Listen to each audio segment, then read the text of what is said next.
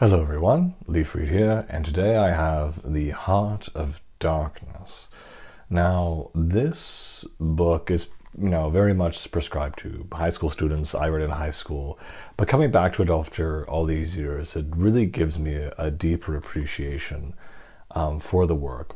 Also, the other thing is, going back to some of these old works, just surprising by how short they are. This is about, 100 pages, pretty average font size. And you could read this in an afternoon. I just remember these books that would take me so long to do during my school just now feel like absolutely nothing from just all the reading I've done. And because I think being online, you tend to just ingest a lot of reading yourself, and you're just able to identify more bad writing versus good writing, and when you can kind of cheat and skip and skim a little bit of stuff like that.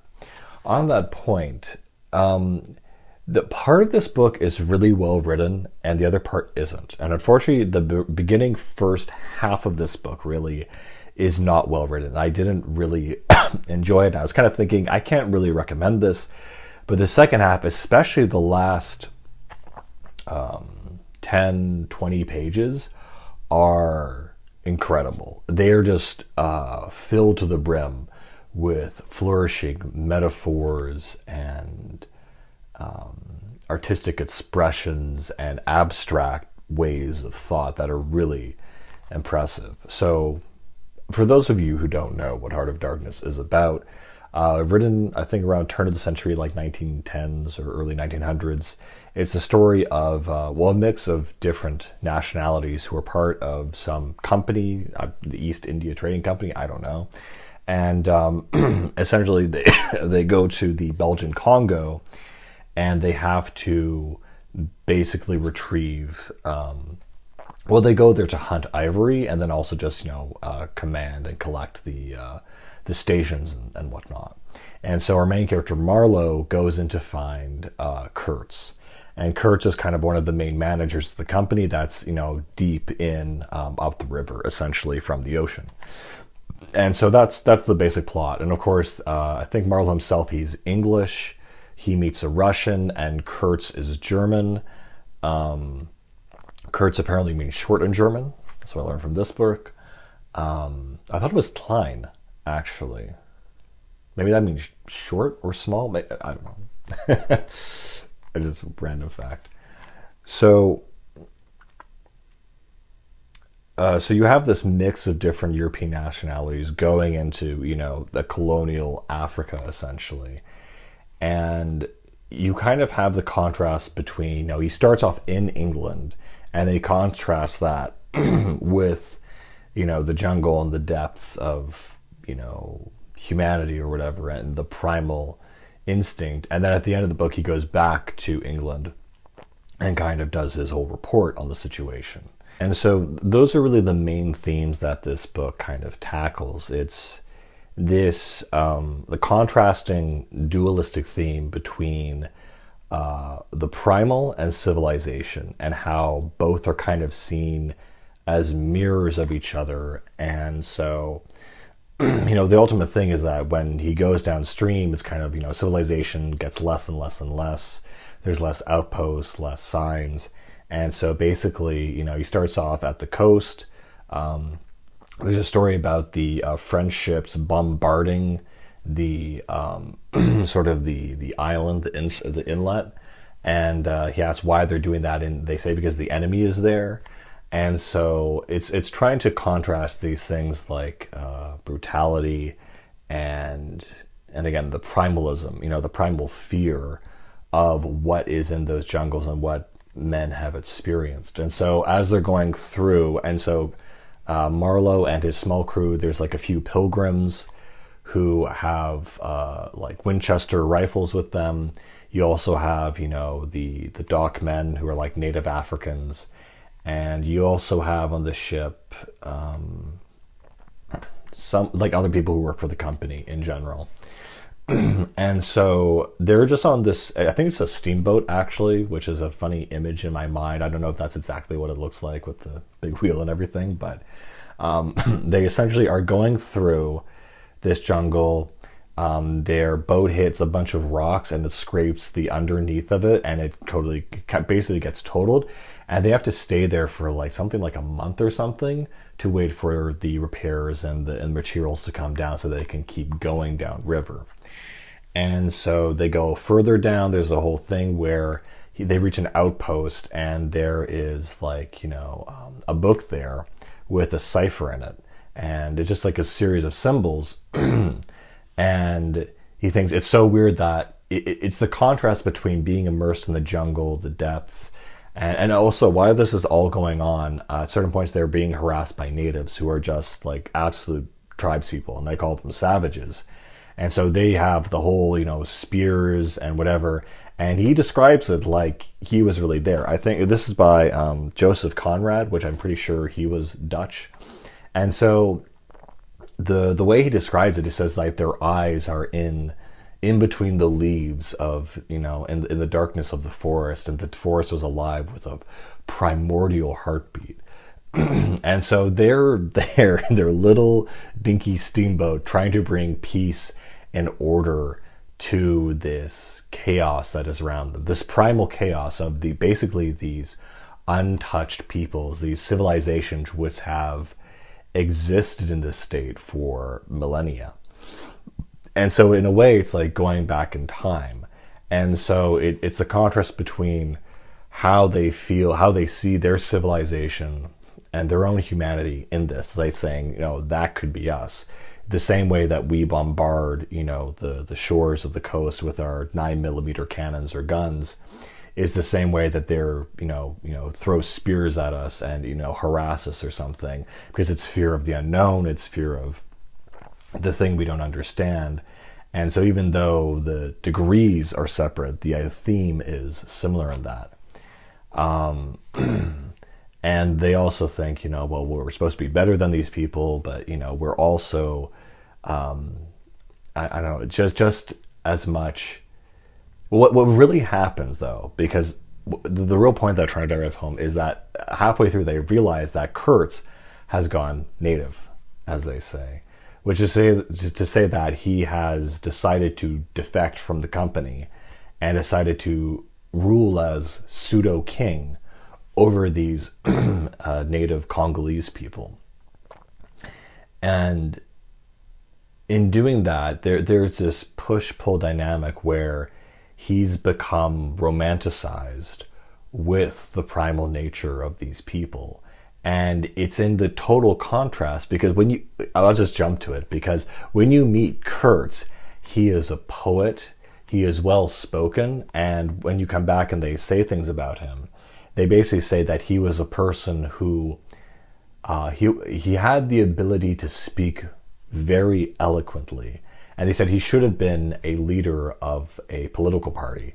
And he said an extreme political party, which was an interesting thing because that's what he was. He became and declared himself this poet king figure when he was just the manager of, this company. That was, so the other kind of sideline or side story is that they're basically there to recover the ivory, and everyone's hunting ivory. So it's almost like oil, but it's ivory. Like that is the main reason why they're there, why it's so expensive, and why everyone's kind of after it. And so he has all this ivory and, surrounded himself with.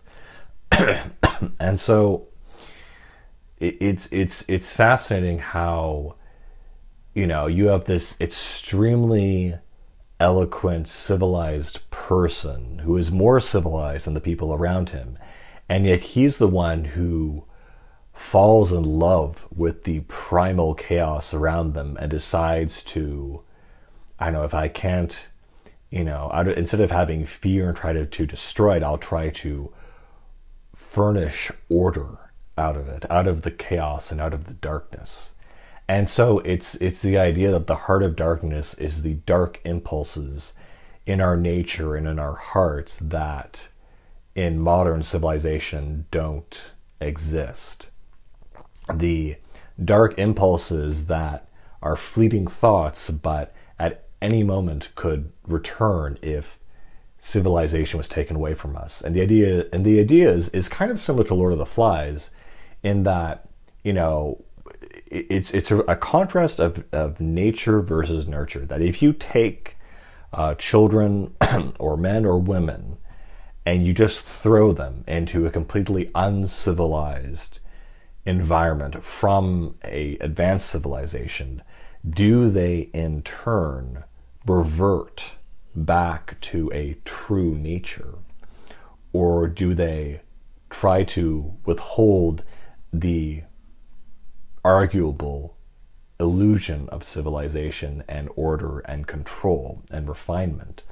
And what's so fascinating about Kurtz, this is one of my favorite character archetypes, honestly, is that he doesn't do one or the other. He kind of marries them. He marries the high civilization and the low civilization, the primal chaos and the eloquent order together. And it reminds me of certain characters like Bane from The Dark Knight Rises, Khan from Star Trek, how you have this primordial essence of a human being that it's definitely male and masculine in its energy, but it also has a poetic, emotional side to it, which you could argue is extremely feminine. And Kurtz himself is very empathetic in a way to these native peoples. They need someone to show them how to govern themselves, how to live. And so it's not about really male or female, but it's about the depth, and it's about that there is a hidden nature in the higher civilization that has been repressed or forgotten that comes out, but it comes out in a not entirely ugly way. And it's this hidden idea that there is something hidden in our hearts. There is a darkness in our hearts that is pervasive and hidden, and it comes out in these situations. And it's not entirely evil, but it is something that is hidden, at least. At the very least, it is hidden and it is not understood. And it's something that we try to bury and forget about. And it's in these situations where they emerge and we reveal something about our own nature and about our humanity that, in a way, scares us. Or for some, they say, oh, this is something we need to control or utilize. And that's really the last 20 pages of this very small book really go in depth into that. And really Marlowe's change in perception on human nature that's really what it's about, is can human nature survive without civilization? Is nature and civilization the same thing? Are they different? How different are they? Does one depend on the other? And if there is a castrated culture, does it require a strong nature to revive it, in a sense, or vice versa? Will it destroy it in turn? The fiery revivalist nature will, set aflame the civilization and the culture that has been created. It's a very fascinating, timeless question. But I love Kurtz as a character because he marries these two things, and he talks in poetically and in mysteries, and he puts forth ideas that you can't really argue with, that are so persuasive. And he's at some level a sophist, where he'll argue for the sake of just winning, whether or not his points are moral or not. It's for the points of him having control and power, and against whether that's good or bad. And then even he himself struggles with the things he's done. Have I actually done right or wrong? And I don't know, just really interesting stuff. But what actually happens in the rest of the story, since I kind of skipped ahead, so he meets this Russian later on at the mid-post, like halfway up the river, essentially. And it turns out he's the one who wrote the cipher. He thought it was a cipher, but he was just writing in Russian. And so, okay.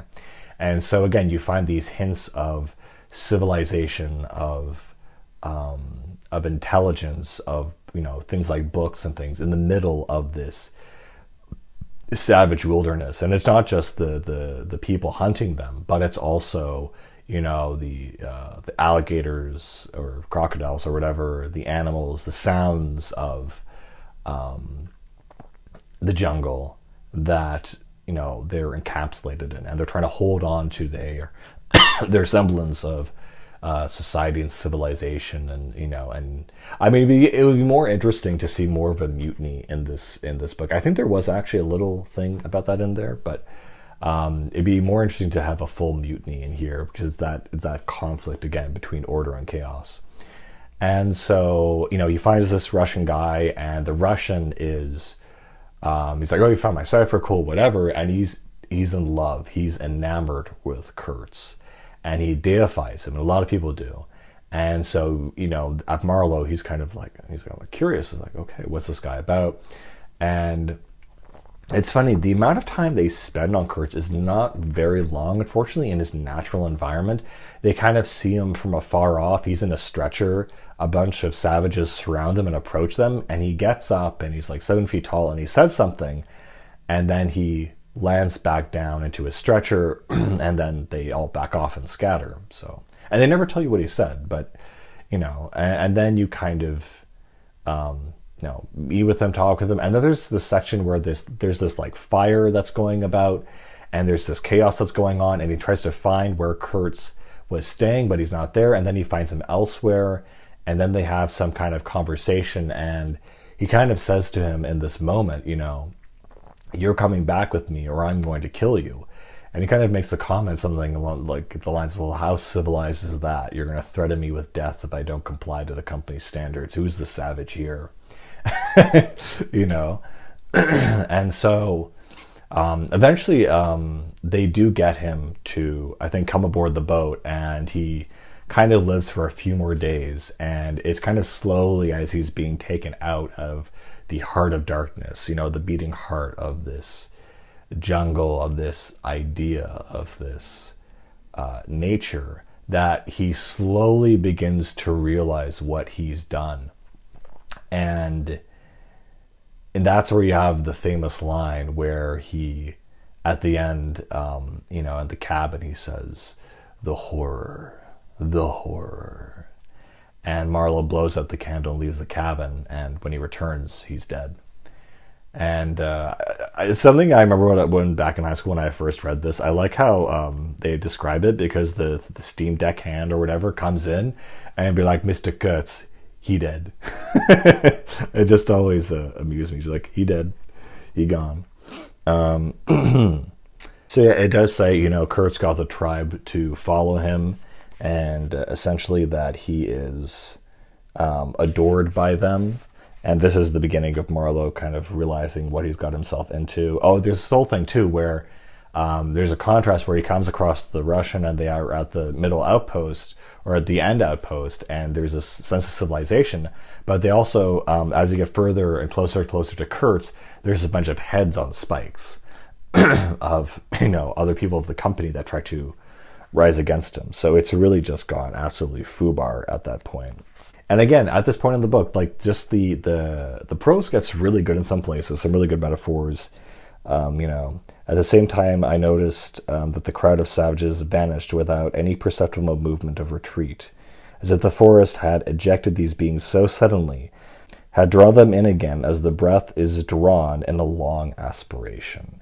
So again, it's this whole idea that the jungle, the area is alive, that the heart of darkness is a living, breathing heart, and it's the energy that they've entered into. Oh, and this is the other thing too. It turns out that Kurtz actually ordered the natives to attack the steamship, because his number one fear was being brought back into civilization and being held accountable for what he's done. And again, like, this whole part where Marlowe gets into the situation, it's almost like a fever dream. He kind of like falls asleep. There's a bunch of drum and beating and singing, and he just kind of fades out into the background. And so actually, I'll just read this part because it describes Kurtz, and so I'll give you a little idea. Believe me or not, his intelligence was perfectly clear, concentrated, it is true, upon himself with horrible intensity, yet clear. And therein was my only chance of bearing this course, the killing him there and then. which wasn't so good on account of unavoidable noise. But his soul was mad. Being alone in the wilderness, it had looked within itself, and by heavens, I tell you, it had gone mad. I had for my sins, I suppose, to go through the ordeal of looking into it myself. No elements could have been so withering to one's belief in mankind as his final burst of sincerity. He struggled with himself too. I saw it. I heard it. I saw the inconceivable mystery of a soul that knew no restraint, no faith, and no fear. Yet struggling blindly with itself, I kept my head pretty well. But when I had him at last stretched on the couch, I wiped my forehead, while my legs shook under me as though I had carried half a ton on my own back down that hill. And yet I had only supported him. His bony arm clasped around my neck, and he was not much heavier than a child. And this is, his final death scene. I saw in that ivory face the expression of somber pride, of ruthless power, of craven terror, of an intense and hopeless despair. Did he live his life again in every detail of desire, temptation, and surrender, during that supreme moment of complete knowledge? He cried in a whisper at some image, at some vision. He cried out twice, a cry that was no more than a breath. The horror, the horror. I understood better the meaning of his stare, that could not see the flames of the candle, but was wide enough to embrace the whole universe, piercing through to penetrate all the hearts that beat in the darkness. He had summed up, he had judged, the horror. I can't find it, but there's this one passage where Kurtz basically is evaluating. He's asked to write a report on the civilizational development of these natives that he is surrounded by as like an anthropological task, essentially. And it's so interesting that in the beginning of his report, he kind of writes, they have a robust virility in them. They are connected to the land and whatever. And then it kind of goes through the different kinds of consequences and actions, and it's interesting that at the end of the report he finishes off by saying, kill them all. And it kind of shows that the idea of this prideful colonialist thinking he can come in here and control the nature and the chaos of these people is like someone coming in saying they can control the nature and the chaos of the human heart, of the human soul, and of the human condition.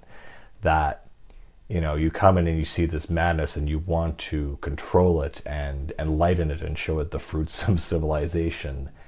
And it's the grappling with that idea of controlling the chaos and realizing that you can't control it, and that he failed in his mission to render onto them a different nature, that he in some way realizes that he is unable to control his own nature.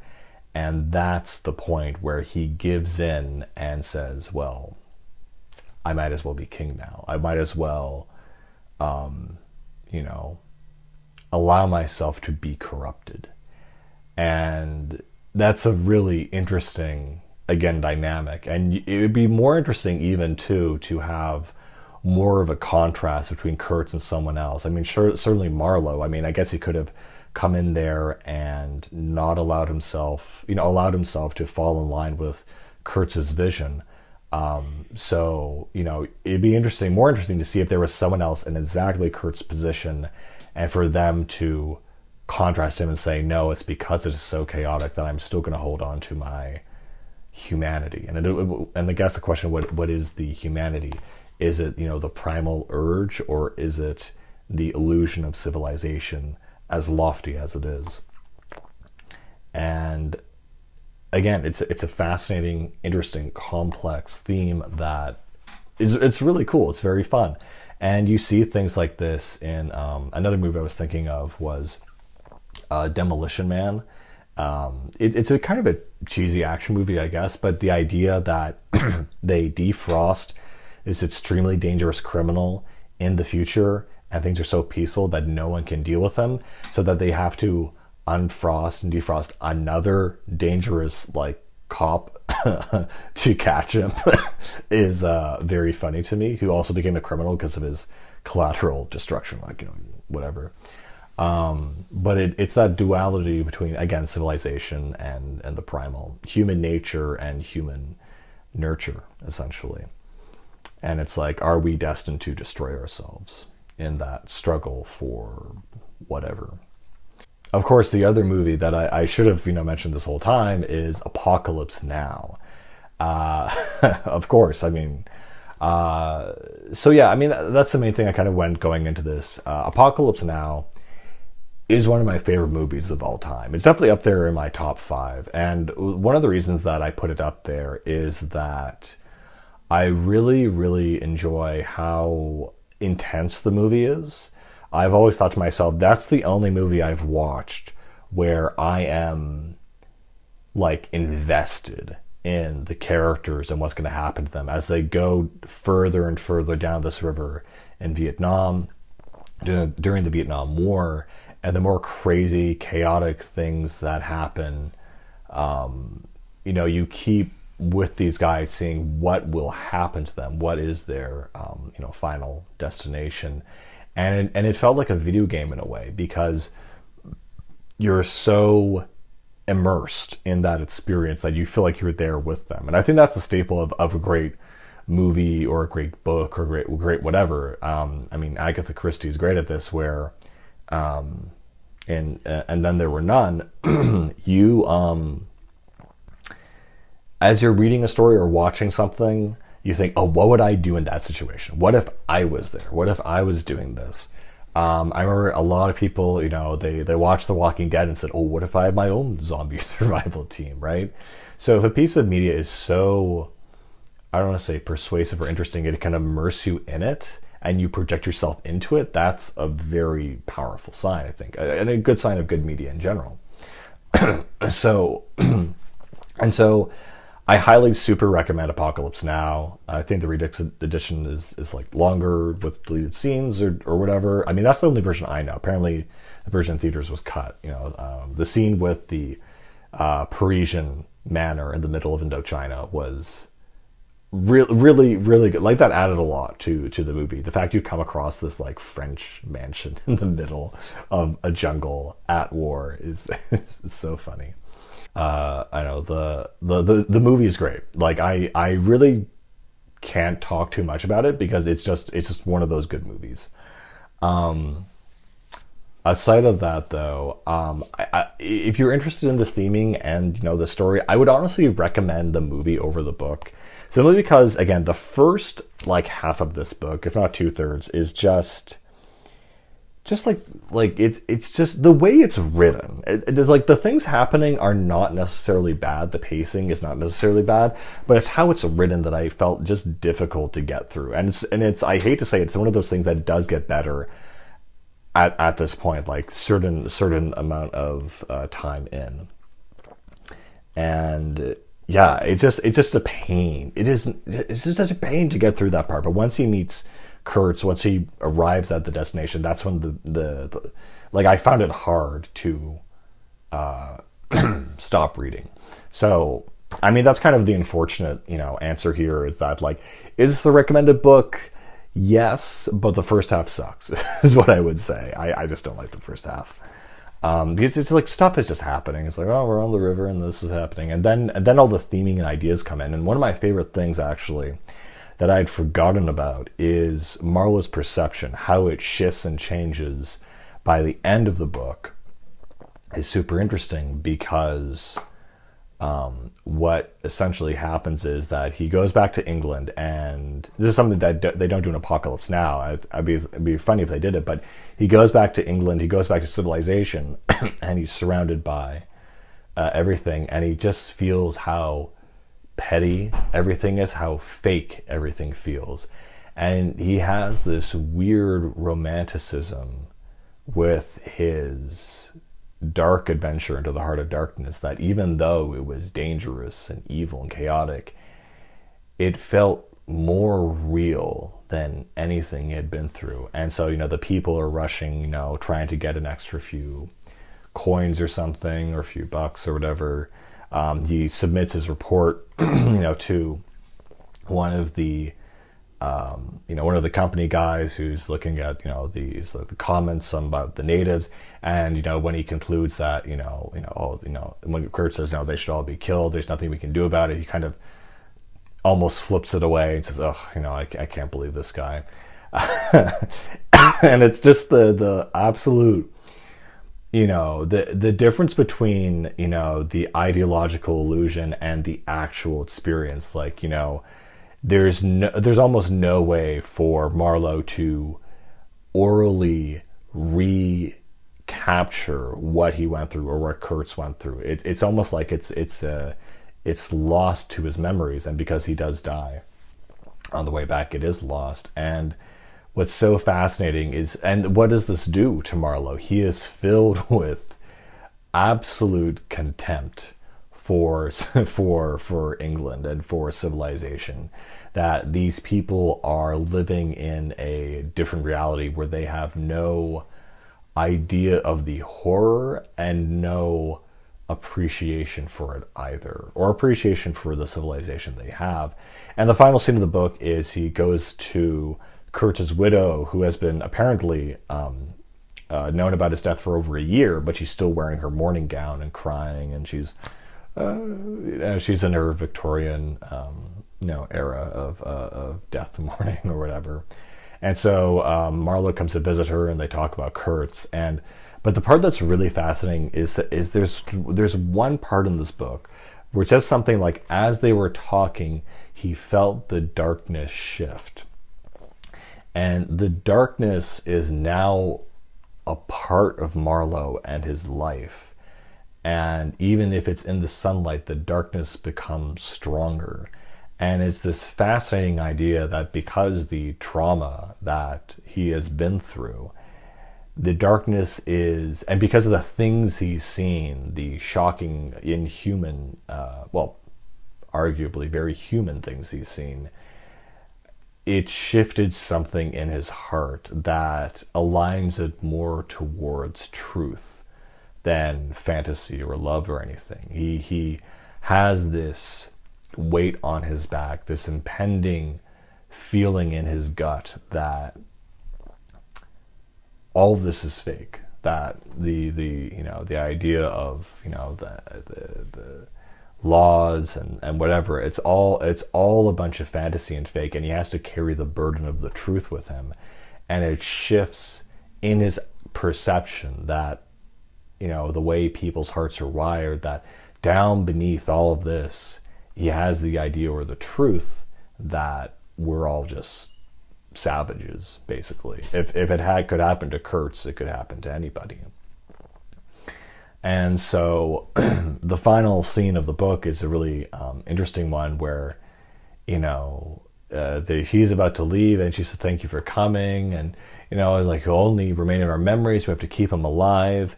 And then he said something. Oh yeah, no, absolutely. I mean, the truth of his last words. And she said, "What were his last words? I need to know." And he realizes that he's caught himself saying this, and he didn't want to tell her that he said the horror. Because, that was his dying words, his realization on not only his own soul, but the soul and the heart of humanity is horrific. And that's a truth-based claim rather than a love-based one. And so Marlowe at the last second says that, his last two words were, "Your name." And she goes, "Oh, I knew it." But he can bring himself to unburden the truth from his own shoulders and place it onto this poor woman who doesn't need more tragedy. And so it's this really interesting concept where even though he has the truth, even though he has this knowledge and this thing inside his own heart that he perceives in other people's hearts, he even still persists the illusion of civilization, and he refines it for himself in a way to cope and to bury that darkness within himself, to create this illustrious veneer over what everyone tacitly kind of understands to be fake, because, at least for this woman, there is no reason to burden her with what has burdened him. And that's how the book ends. And it's a fascinating, interesting book that, again, it contrasts so many aspects of human nature. And what starts off as like a steamboat ride to get this ivory feels like, like almost a good old adventure kind of thing, becomes a much more philosophical book by the end of it. It's not really a thriller or an adventure. It's more almost bordering on philosophy, but it has a story which it is encapsulated in. Again, I find it interesting in Apocalypse Now. The same kind of themes are definitely there.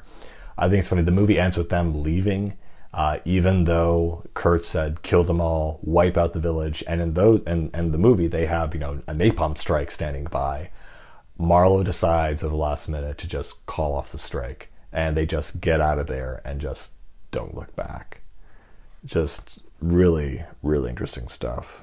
So I'll read some of the last pages of this book, since they're pretty powerful, pretty interesting.